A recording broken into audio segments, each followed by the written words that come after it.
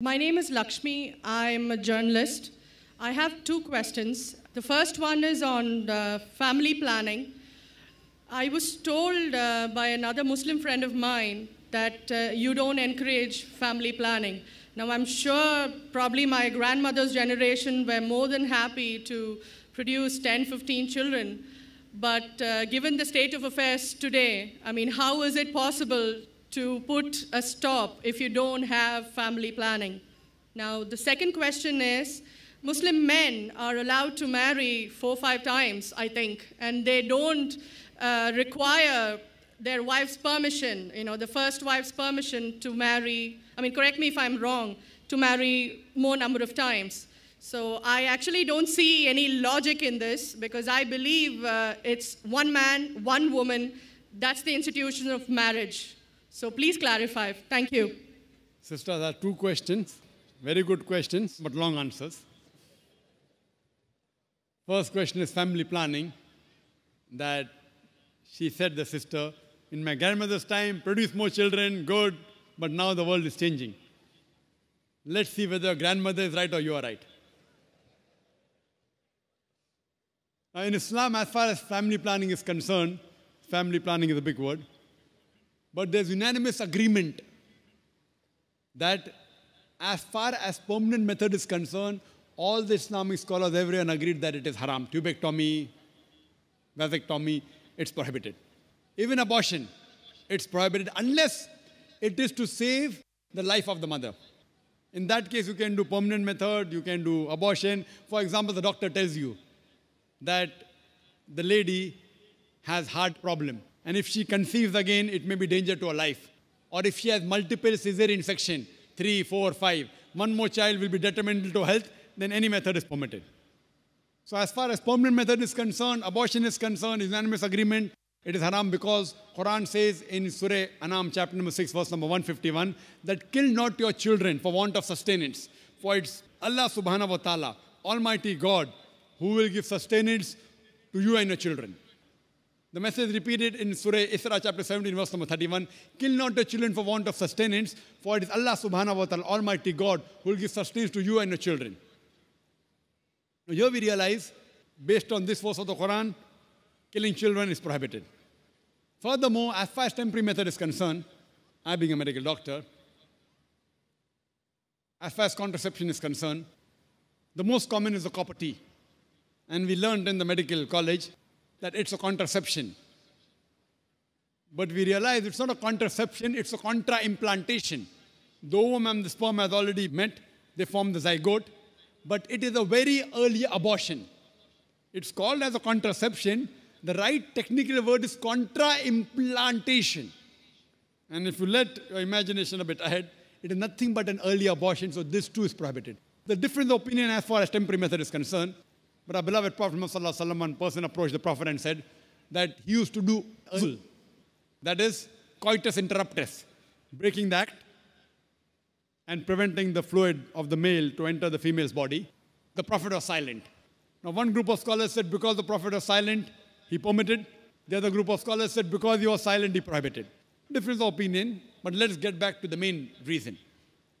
So as far as copper T is concerned, that too is prohibited. OC pills, oral contraceptive, it changes the physiology of the body. Allah says in the Quran in Surah Rum, chapter number 30, verse number 30, do not change the physiology of the body. And I being a medical doctor, I know there are so many complications for that. Now, coming to the basic question, why should a person want to do family planning? Is the basic question. Let's treat the cause.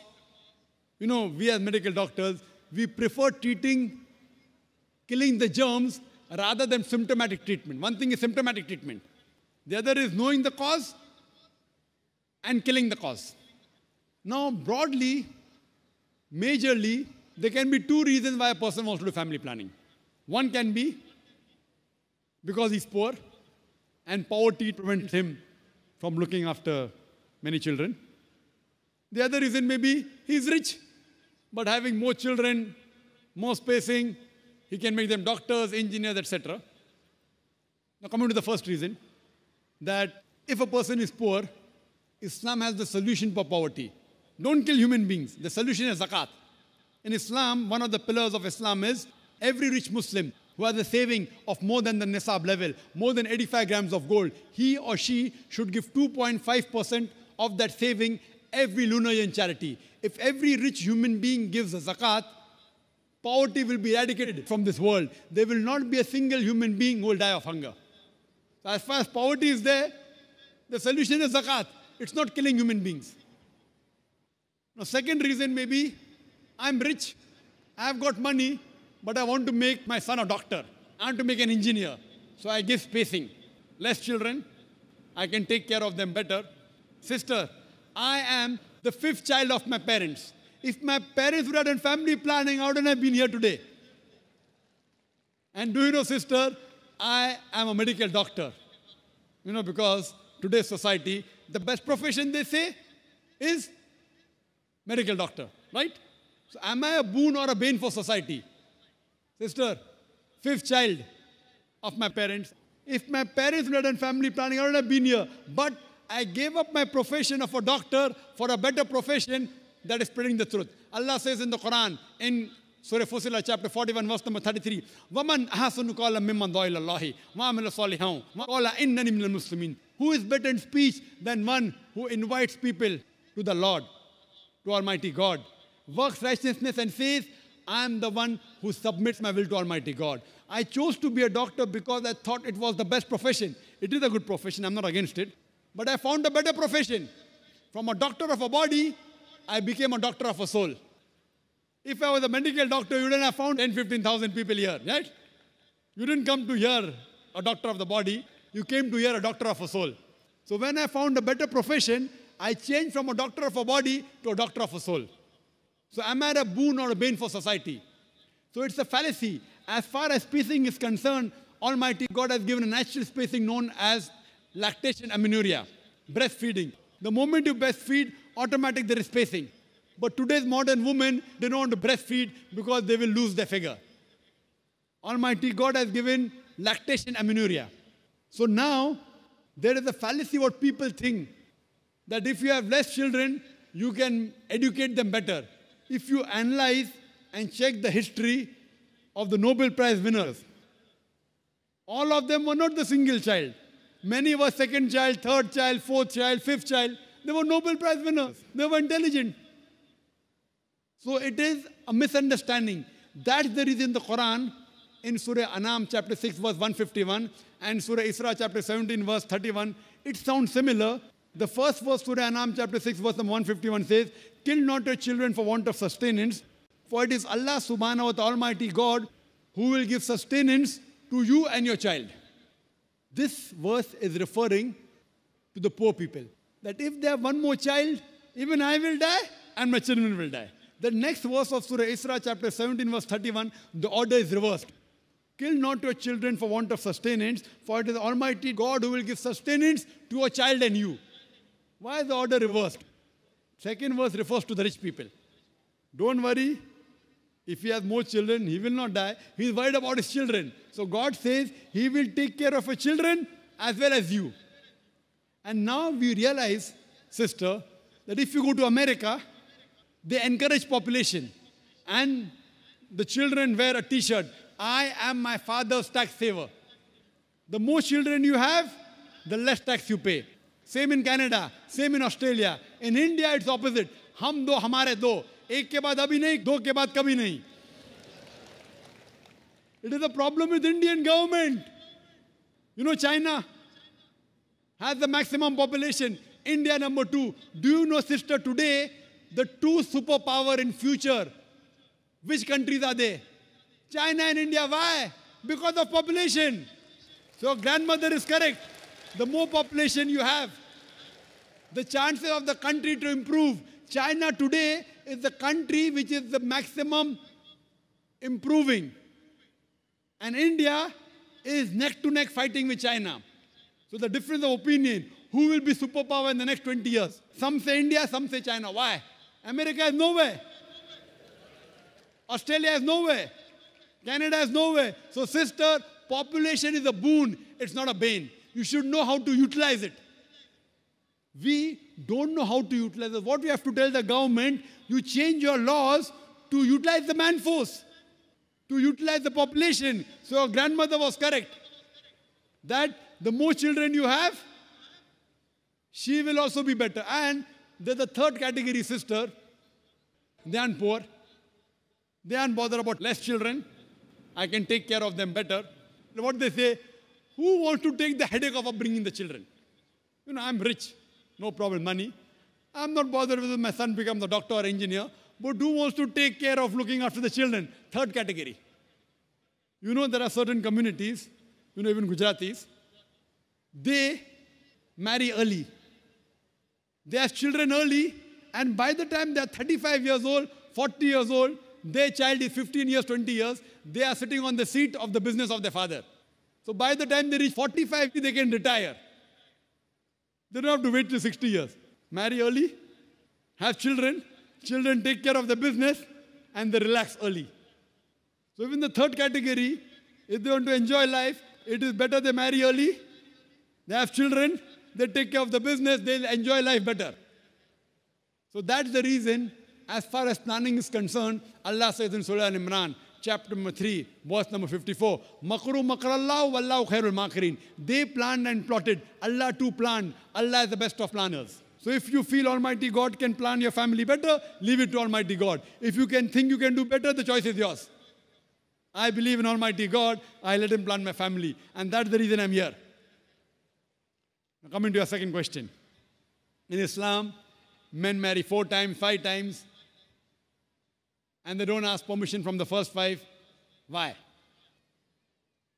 As far as polygyny is concerned, a man having more than one wife, Islam is the only religion, and Quran is the only religious scripture on the face of the earth which says marry only one. There is no religious scripture besides the Quran. I'm a student of comparative religion, which says marry only one. There's no verse in the Bible, no verse in the Bhagavad Gita, no verse in the Veda which says marry only one except the Quran. If you read the Hindu scriptures, in Ramayana, the father of Sri Ram, how many wives did he have? How many wives? More than one? More than one. 3 wives. Fine.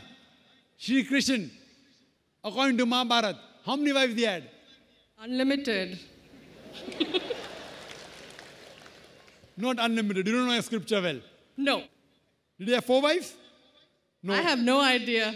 Not 4, not 100, not 1,000, 16,108 wives. How many wives he had? 16,108. So why can't we Muslims have 4? What's the problem? When Shri Krishna can have 16,108 wives, why can't we have 4? Further, if you read the Vishnu Purana, chapter number 24, verse number 1, it says a Brahmin can have up to 4 wives. If you read the Jewish scriptures, it gives you permission to have as many wives as you wish. If you read the Christian Bible, it gives you permission to have as many wives as you wish. If you read the Bible, Abraham had 3 wives. Solomon, how many wives he had? He had 700 wives. It is later on, the church has put a ban that Christians should marry only one, not the Bible. It is the Jewish community married more than one wife. It was in 1950 that chief rabbi passed a synod that Jews should marry only one. So it is the rabbi, not the Jewish scriptures. And according to Hindu scriptures, you can marry as many as you wish. It is the Indian government in 1954 passed a law called the Hindu Special Marriage Act. Hindu Special Marriage Act, which says Hindus should marry only one. It is not the religious scripture. It is not Bhagavad Gita. It is not Ramayana. It is not Mahabharata. It is not Veda. It is the Indian Penal Code. The Indian government, which has passed a law in 1954 that Hindus should marry only one. But according to the statistics of the status of the women in Islam, if you read the government documents on page number 66, 67, it says that Muslims do polygamous marriages. You know what is the percentage in India? 4.3%. How much? In India, 4.3% of the Muslim men do polygamous marriages. A statistic between 1951 to 1961, Hindus, how many? 5.06, 0.7% more than the Muslims in India, according to the Indian government. Even though it is prohibited according to the Indian law, yet they do more polygamous marriages than the Muslims. Why? Now, let's analyze what does the Quran say. Quran says in Surah Nisa, chapter 4, verse number 3, marry women of your choice in twos, threes or fours. But if you can't do justice, marry only one. This statement, marry only one, is only given in the Quran and no other religious scripture. It says, marry women of your choice in twos, threes or fours. But if you can't do justice, marry only one. So if you want to marry more than one woman, one of the criteria of the Quran is you should do justice. If you can't do justice, you should marry only one. Now, what are the reasons, logical reasons a person can think that why has Islam permitted certain men to have more than one wife? Many non-Muslims think it is fard, it is compulsory for a Muslim man to have more than one woman, to have more than one wife. It's not compulsory, it's optional. It's not fard, it's not compulsory. How many Muslim men do you know who have more than one wife? How many do you know, sister? How many do you know? A few. How many? A few again. Few means 1, 2, 3, how many? Yeah, at least about 3. About 3. Have you heard of Dharminder? Yeah. How many wives he has? 2. Muslim or non-Muslim? Non-Muslim. Non-Muslim. Your previous chief minister, what's the name? Jayalalitha. Yes. Hindu or Muslim? Hindu or Muslim? Hindu. Hindu, fine. Now these are famous personalities. Fine. How many famous personalities you know in India who have got more than one wife? The 3 you know may be locality, fine? Yeah. Local, maybe friend in your neighborhood, maybe your colleague. In India, there are more non-Muslims having more than one wife than the Muslims. Now let us understand what are the logical reasons. Come back to logic now. Now, by nature, if you ask any medical doctor, he will tell you, male and female are born in equal proportion. Girls and boys are born in equal proportion. But any medical doctor, any pediatrician, any children doctor will tell you that the female sex, the female child is stronger than the male child. That's the reason there are more deaths in the male children as compared to female children. So in children's age itself, the female children are much more than the male children. As life grows on, there are people dying due to accidents, due to alcoholism, due to war. There are more males dying as compared to females. Today, if you analyze in the world, there are more females in the world as compared to males. There are few third world countries like India where the male population is more than the female population. And do you know why? The reason is because of female feticide and female infanticide. According to an article, a program which came on BBC by the name Let Her Die, the program was assignment. There was a British reporter by the name of Emily Buchanan. She comes to India and she says that every year in India, more than 1 million fetuses are being aborted after they identified that they're females. She says more than 3,000 every day. You multiply, more than 1 million every year. According to the Tamil Nadu government hospital report, she gives the statistics, out of 10 female born alive, do you know how many are put to death? 4. Sister, did you know that? Tamil Nadu, your state, your beloved state, according to the government statistics, out of 10 females born alive in the government hospital, 4 are put to death. There are billboards put in Rajasthan and here, which says that spend 500 rupees and save 500,000 rupees. You know what does it indicate? Spend 500 rupees, do ultrasonography, do amniocentesis, identify the child you're carrying is a female, abort her, and save 5 lakh rupees, 500,000 rupees. Maybe a couple of 100,000 upbringing her, and the remaining 100,000 in dowry. If you stop this evil practice in India, our beloved country, stop the female infanticide, stop the female feticide. Even in India, the population of female will be more than the male population. If you see the rest of the world, if you see New York alone, there are 1 million females more than males. In USA alone, there are 7.8 million females more than males. In UK alone, there are 4 million females more than males. In Germany alone, there are 5 million females more than males. In Russia alone, there are 9 million females more than males. And God alone knows how many millions of females are more than males throughout the world. Suppose I agree with your philosophy, sister. You said, one man, one woman.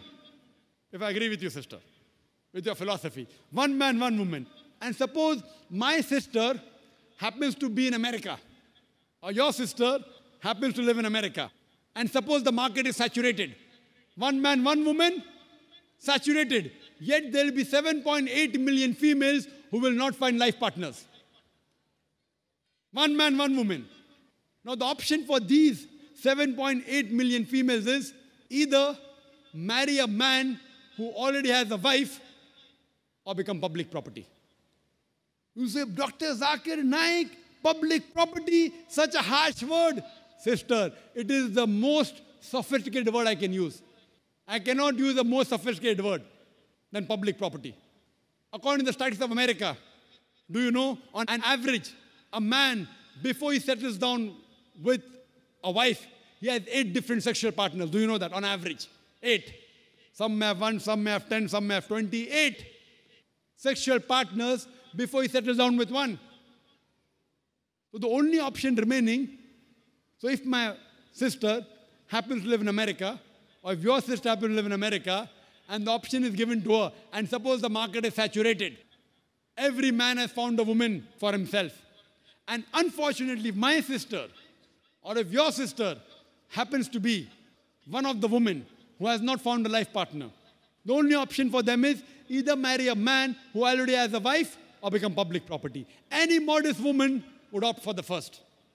Sister, what would you opt for your sister? Marrying a man who already has a wife or become public property?